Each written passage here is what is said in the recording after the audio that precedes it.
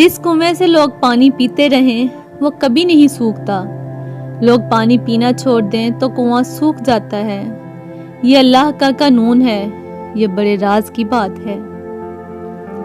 زیادتی اتنی ہی کرو جتنی خود پہ آئے تو جھیل سکو، اور صبر اتنا ہی سمیٹو جتنا خدا کا عذاب برداشت کرنے کی طاقت رکھتے ہو، کیونکہ صبر کرنے والے کا معاملہ اللہ رب العزت کا معاملہ بن جاتا ہے۔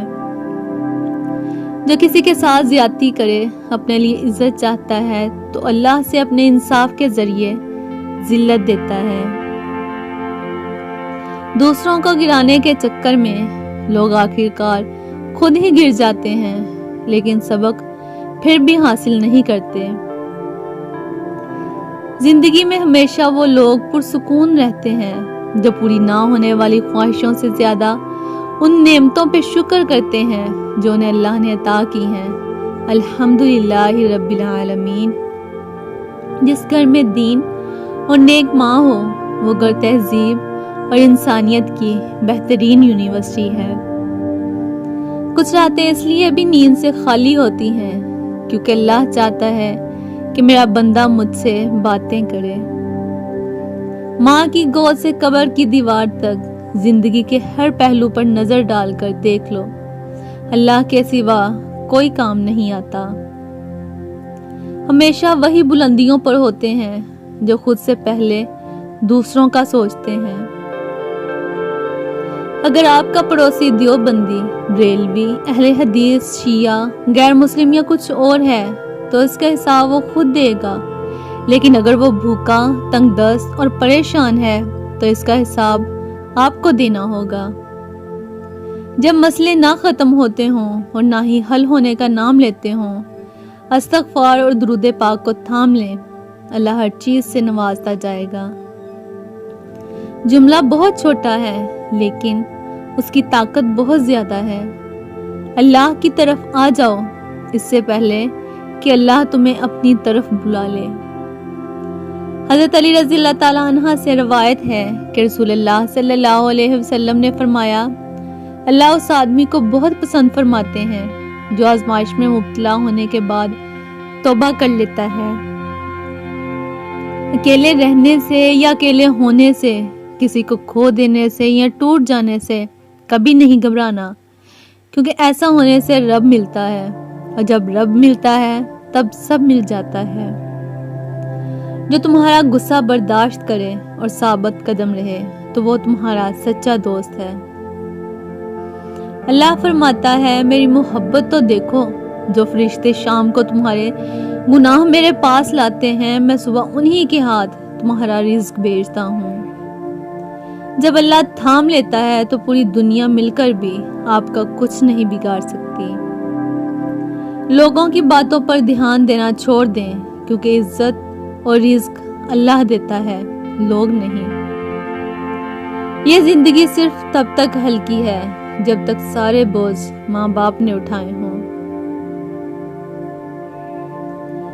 اچھے انسان کی ایک نشانی یہ بھی ہوتی ہے کہ وہ ان لوگوں کی بھی عزت کرتا ہے جن سے اسے کسی قسم کے فائدے یا مفاد کی توقع نہیں ہوتی۔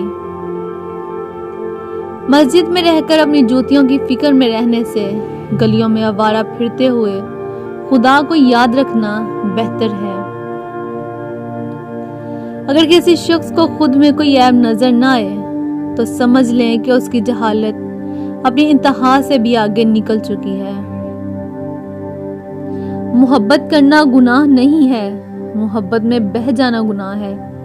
کہتے ہیں کہ محبت میں سب جائز ہے، غلط کہتے ہیں۔ محبت وہ جائز ہے جس میں پاکیزگی ہو۔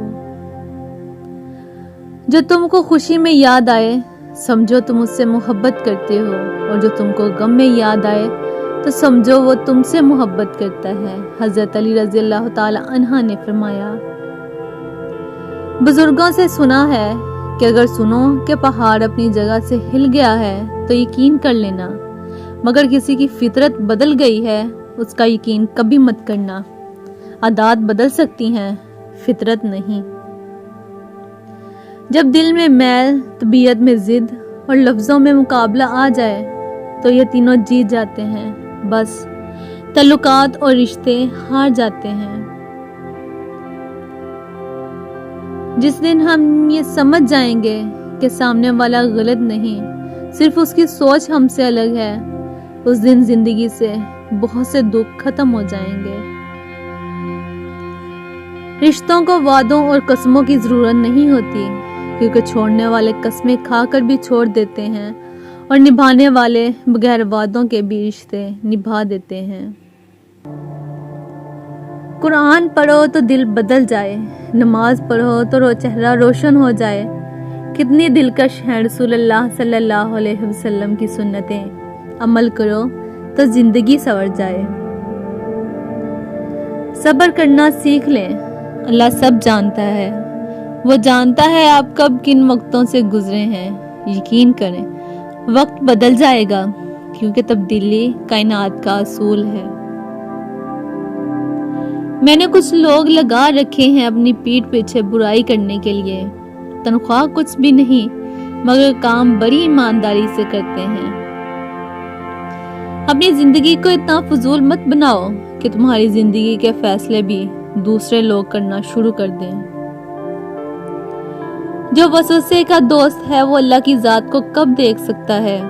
لوگوں کے درمیان اللہ اس طرح روشن ہے جیسا ستاروں میں چاند۔ اگر تو نہیں دیکھتا ہے تو یہ دنیا تو معدوم نہیں ہے۔ اپنے نفس کی انگلی کو آنکھ پر سے ہٹا لے، پھر تو جو کچھ چاہتا ہے دیکھ لے گا۔ مولانا جلال الدین رومی۔ قرض بھی عجیب ہوتا ہے صاحب، امیر پر چڑھ جائے تو ملک چھوڑ دیتے ہیں، اور غریب پر چڑھ جائے تو جسم چھوڑ دیتے ہیں۔